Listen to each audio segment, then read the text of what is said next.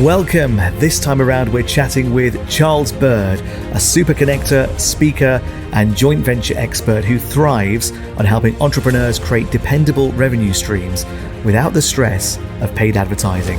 Charles combines his Silicon Valley background with a unique expertise in joint ventures to ensure profitable partnerships. And today, he joins us to share his insights on building successful business relationships and generating impactful revenue. Charles, thank you for joining us. Thank you so much for having me. It's a pleasure to be here. Well, maybe we could start by asking about your journey from Silicon Valley to becoming a joint venture expert. Sure. So where that's led to, and then I'll tell the backstory. I help businesses scale with joint ventures, speaking, and systematic referrals to get you in front of more of your ideal clients, leveraging other people's audiences. And so how that began, as you noted, I worked in the Silicon Valley for 15 years, was a director at a billion-dollar software company, left to get a taste of the entrepreneurial freedom I read about in books, started with a low-ticket productivity course as my first product, and being new to the online space, didn't yet have a list or connections. So started going to a lot of events and connecting with people online, and quickly found my new peer group of entrepreneurs already had my ideal clients in their communities. So started setting up presentations to other people's audiences, delivering a high-value training and offering the deeper dive course, and started growing the list, making sales, making a positive impact. So I thought, since this is working, what if I take my IT and systems background to simplify and systematize the entire joint venture process, which I did. And eventually people wondered how I book 2 to 6 joint venture promotions per week for my offers to other people's audiences. And I was at a mastermind in Aspen and my phone's blowing up with texts and messenger messages, people knocking on the room door going, how do you line up so many of these deals? So I decided to put together my first high ticket event called Pure JV. And that's the market I've been serving ever since, at this point, through an 8-week consulting offer that walks companies through helping you create your unique joint venture strategy for your particular product and market, helps you identify your most profitable partners, communities, stages, referral partners, shows you how to connect to those partners through warm channels so there's no cold outreach. My favorite part, how to guide the conversations to land the deals, frequently on the first call, operationally how to execute the deals, along with turning each one into 2 or 3 more. I've had 12 clients who've added 1.25 to 12 million in additional revenue. 4 clients on stage with Tony Robbins so far this year. One that just got booked on Joe Rogan. Alex Hermosi is a client through one of his acquisition.com companies who just joined me at a 50-person event I just hosted in Austin. Tony Robbins, CEO, is in our sales pipeline, as is Go High Level and ClickFunnels. So it's a framework for just building great relationships with people, providing value first, and guiding those directly into winning outcomes. And when did you start doing this, Charles? How long ago was it when you made the leap from Silicon Valley into entrepreneurship? That was 9 years ago. And it was kind of a bigger decision to decide to not go get another corporate job, but instead start my own thing. And I am looking forward on my desk here. I had a piece of wood made when I committed to starting the business that says, I can, I will, end of story, meaning burn the boats, figure it out. And I found that to be pretty key, because if you're walking a line between 2 paths, you'll probably fail at both of them. But if you just commit to one, the path forms right in front of you because you have directed your attention, money, thought, energy, passion towards something. And as people see where you're going, they dive in to support you. Did you find when you first made that leap that maybe some of those people around you who love you and support you maybe were slightly skeptical, or did they join you on that journey? A little of both. I had countless conversations with my dad, who was trying to get me to go back into a corporate job. And I was like, nope, The conversation with my wife was much easier, thankfully.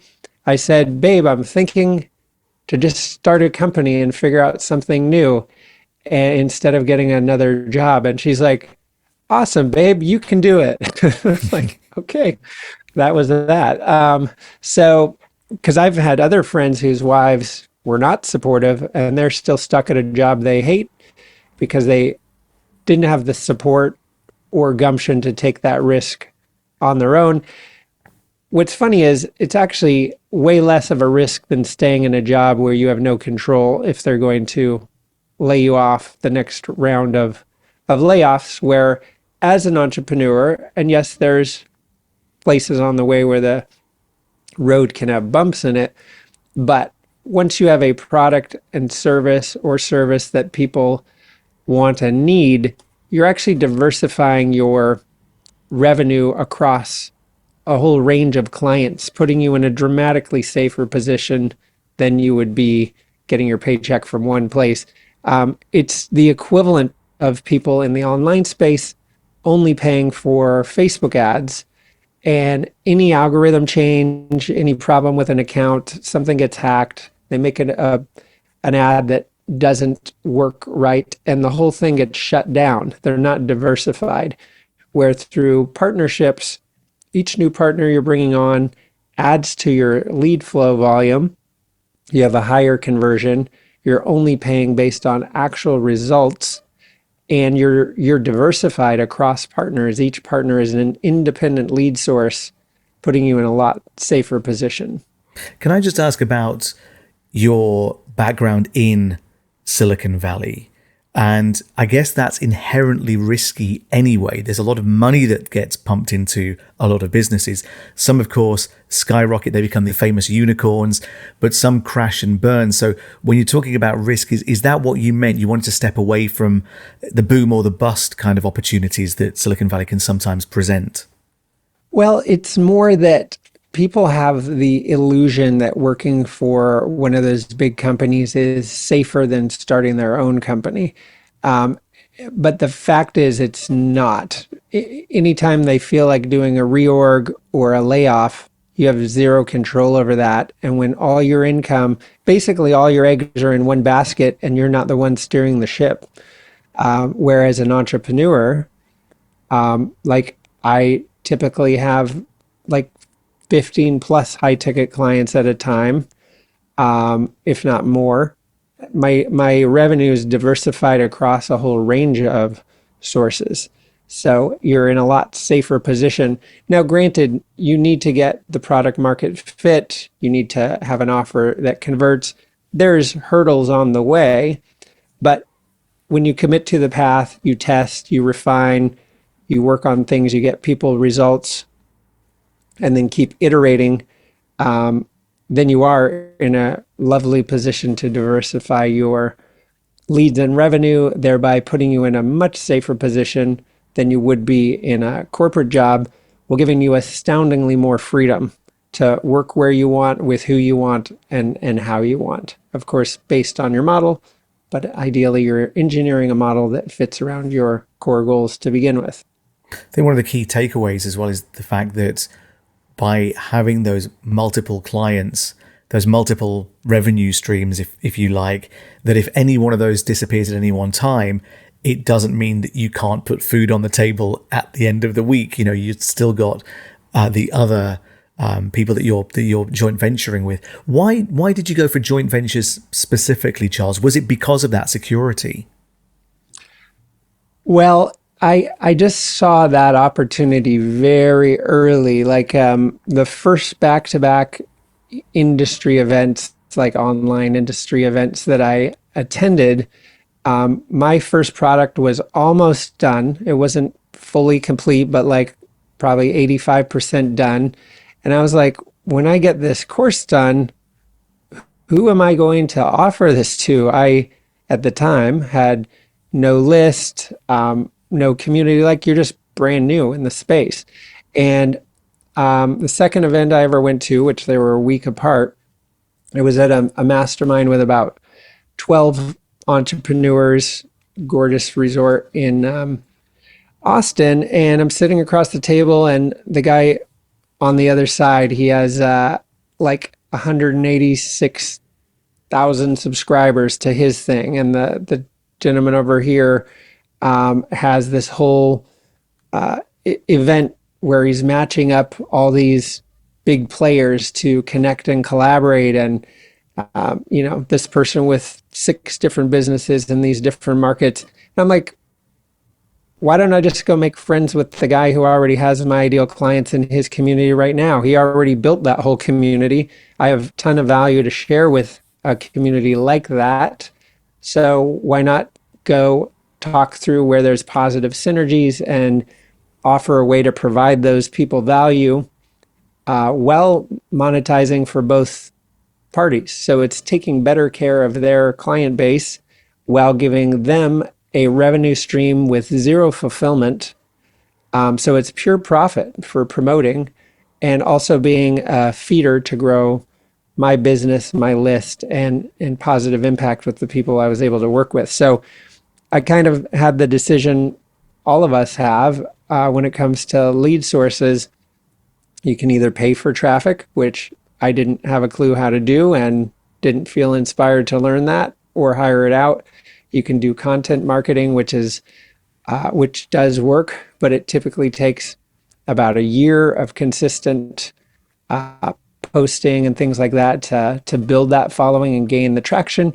Or just go make friends with the person with a 200,000 person list where they promote you, 2 or 3 weeks later, you add thousands to your email list, add a bunch of clients. It just seemed like by far the most efficient way to go about it. You often talk about creating value-first relationships.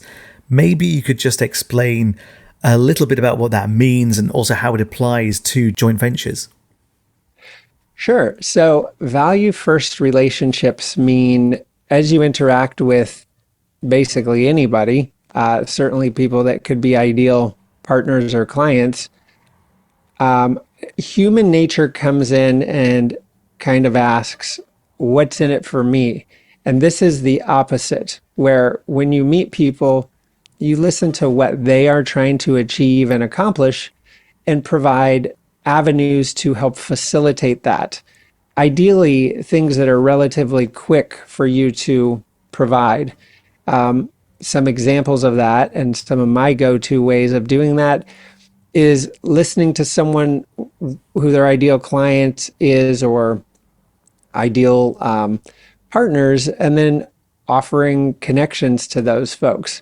So just as an example, I get 12 to 20 referrals a week to $1 million plus businesses. The call I just got off right before this happened to be an intro to a gentleman running a nonprofit.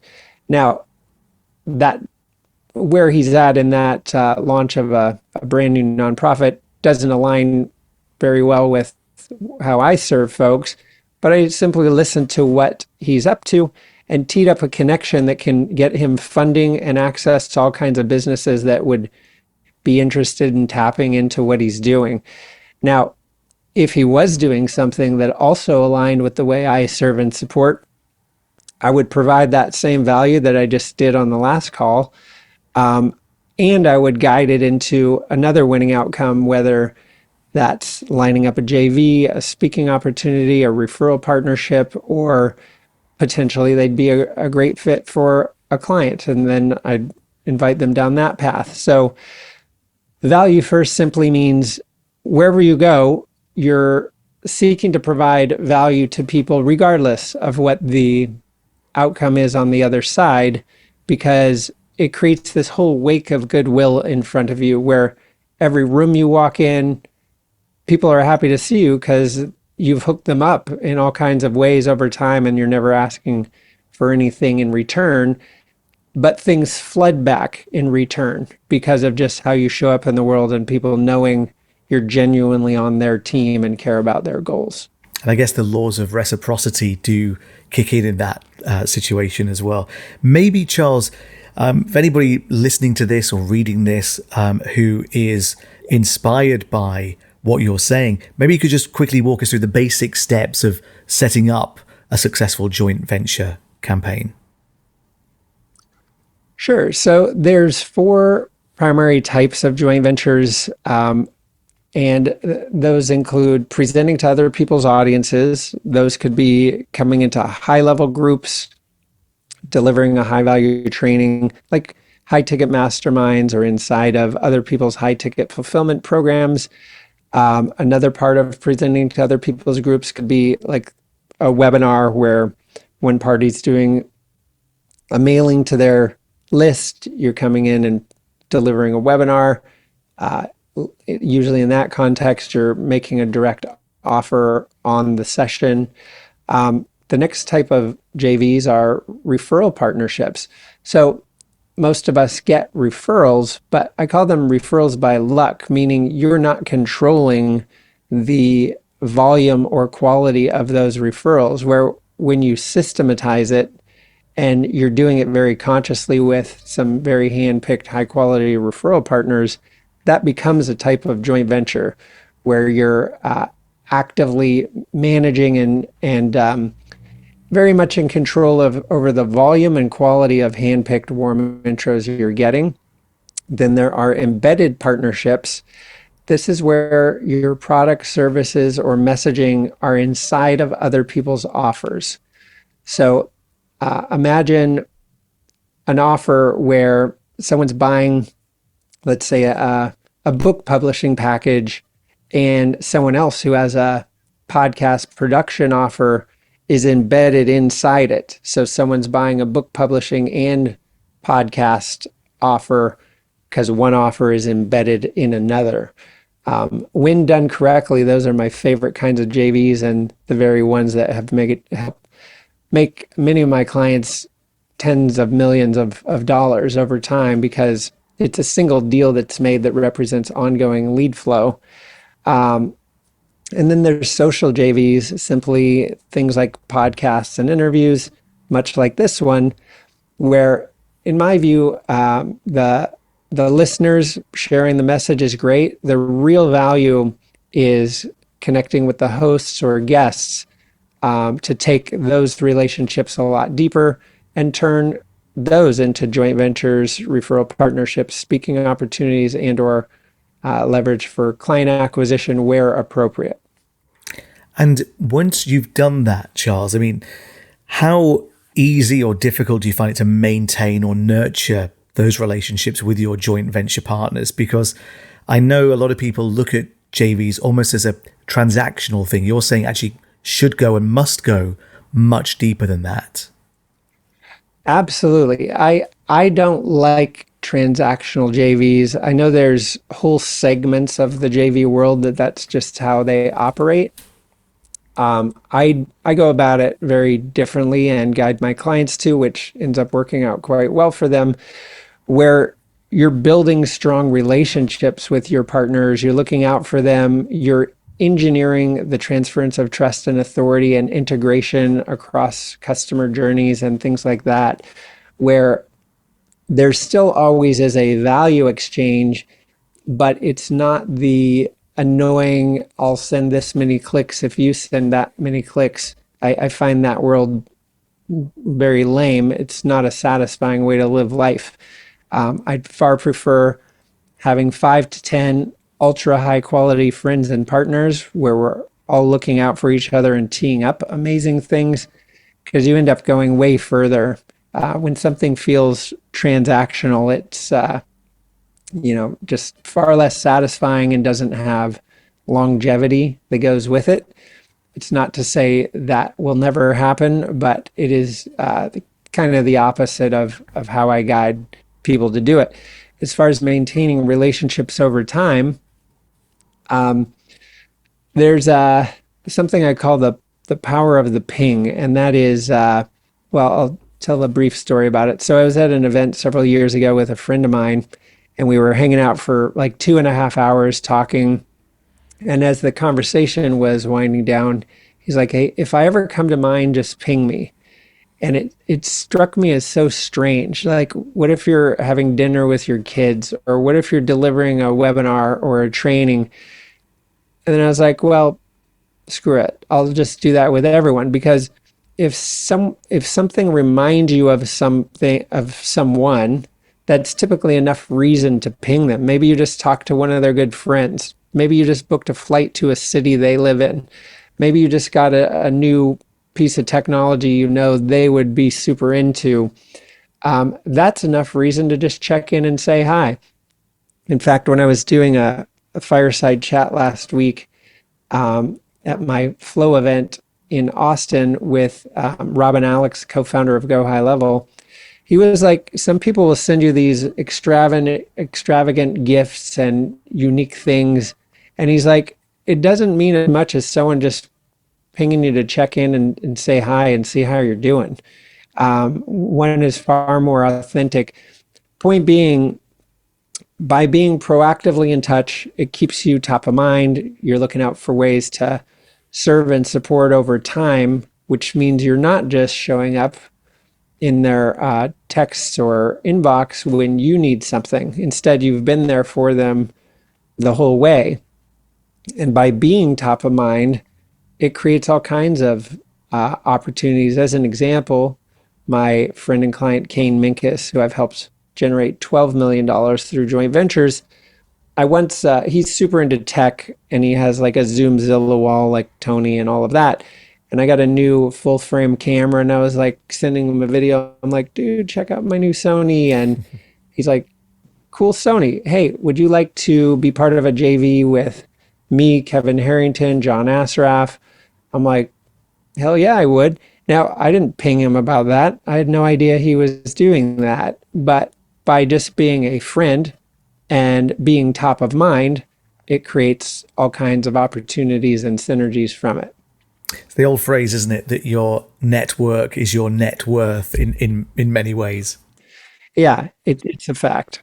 And Charles, how would you say that you would measure the success of a joint venture? What metrics should we be looking out for? Well, we'll go a little beyond metrics. For one, just how it is to work with them. Do you enjoy working with them? How did your audience and product fit? How did those things align? How was conversion, of course, because you want to make sure the JVs you're putting time and effort are actually doing what they're intended to. And in the world of joint ventures, the 80-20 rule is very much in effect. So that's 80% of the revenue coming from 20% of the JVs. So I think it's a combination of like how you enjoy working with a company, a team, a founder, audience alignment, and conversion, of course. And so I like doing one-off types of promotions or engagements with someone to see how it clicks and works. And the ones that do really well, those are the ones to dig deeper and turn into stronger embedded partnerships. So, it's the relationship working together and then the financial results, along with the results that the client base are actually getting. That's, of course, a key part of it. Yeah, that makes absolute sense. I could talk with you for hours, Charles, but finally, for our listeners and readers who want to learn more about you and engage with your services, where can they find you and what resources could you offer? Sure. You can pop over to charlesbyrd.com, BYRD. That gives more information on the kind of work we support folks with to create a core joint venture strategy, identify your most profitable partners, communities, stages, referral partners, and basically get you up and going. So this is for people with existing products or services. You're known for what you do, your offers are already converting, and you're looking to really ramp up your leads through partnerships. charlesbyrd.com. And we also have a high-end lead flow mastermind group called Flow. And that website is flowmastermind.us, as in US. So those would be the two pathways. One, exploring supporting you to grow and scale through partnerships, and the other, a whole community. 95% of those folks have worked with me one-on-one anyway. So it's a whole community of people trained to think in that value first mindset. They're trained in JVs, referrals, and all running 7-figure plus companies. That's amazing. Well, thank you for sharing so many insights and background information with us today. Really appreciate your time. Once again, Charles Byrd, thank you. My pleasure. Thanks so much for having me.